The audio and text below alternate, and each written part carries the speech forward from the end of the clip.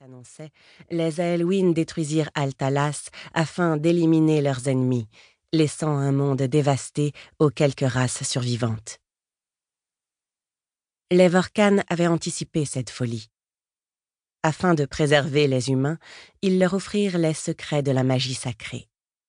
Ils leur confièrent également la délicate mission de préparer leur retour. Toreljan, ne perdez pas espoir. Vous êtes les élus de la mer de toute vie. Guettez le jour où l'Azaï Vorcan apparaîtra sur Altalas. Le précurseur des vrais dieux révélera alors toute sa majesté. Tenez-vous prêts à faciliter sa venue, car ce jour-là, vous régnerez sur le monde aux côtés des Vorcanes.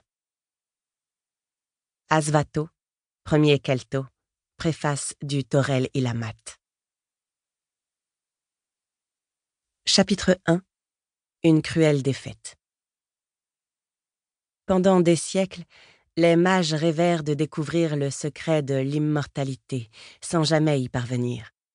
Ils ne renoncèrent à chercher ce glyphe que lorsque cette science fut interdite. Un jour, la reine Yolène voulut nuire au prince Kenan d'Enatadayen. Elle ordonna à Sérim de Balarmor de modifier le glyphe de la royauté qu'il devait tatouer sur le jeune dauphin.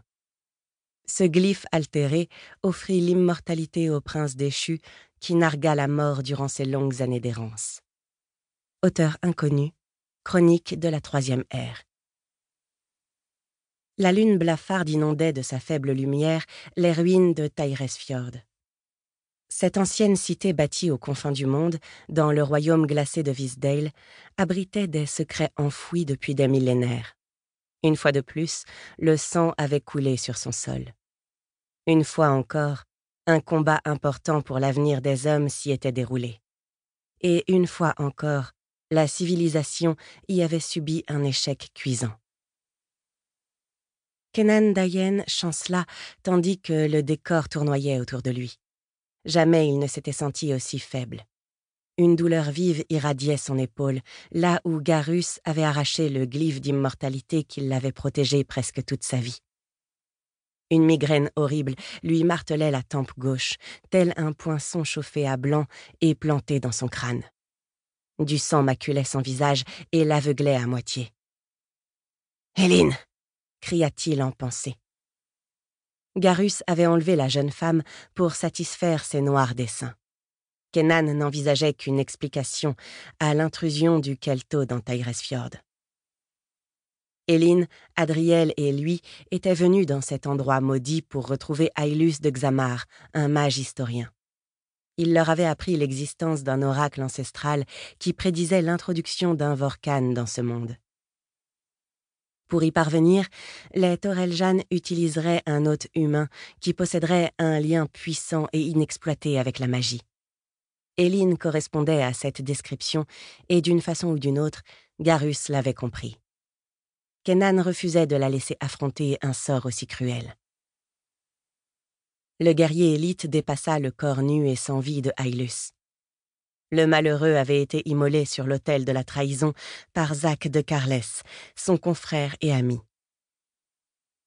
Kenan se félicitait d'avoir éliminé ce félon, unique victoire de cette nuit.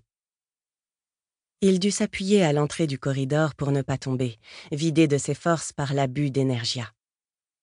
Il se concentra pour en attirer encore un peu, mais cette force magique l'abandonnait en cet instant crucial.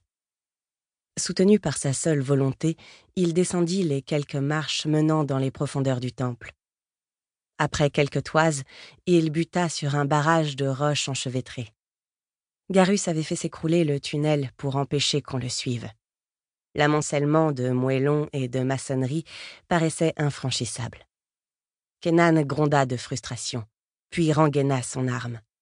Il empoigna la première pierre et l'arracha à cet obstacle. Il recommença, sourd aux gémissements lugubres derrière lui. La seule chose qui le maintenait debout était cette envie de vengeance et ce sentiment d'échec qui le dévorait de l'intérieur.